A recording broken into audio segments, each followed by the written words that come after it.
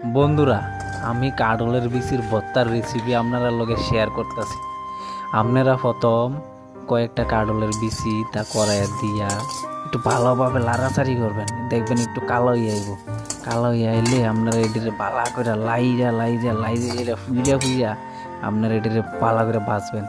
ভাজনের পরে কটা কাঁচা মরিচ কটা হিদল লইয়া একটু টাইল্লা টুইল্লা সেটা একটু গরম করে ফুইরা ফাইরা সেটা আপনারা এটিতে নামাইয়া সেটা একটু ফাড়ার মধ্যে একটু ভাড়া দিয়ে লইবেন। ভাড়া দিয়া সেটা যদি মনে করেন যে আপনার বাড়িতে একটু ধনিয়া পাতা থাকে, ধনিয়া পাতা লইয়া আর বিশেষ করে একটু ফাড়ার ভিতরে বাটবেন। ফাড়ার ভিতরে বাটা দেবেন, একটু টেস্ট অন্যরকমই হইব।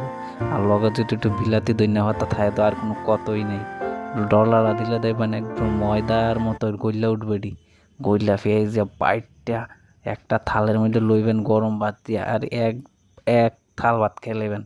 এমন ভর্তার রেসিপি আমরা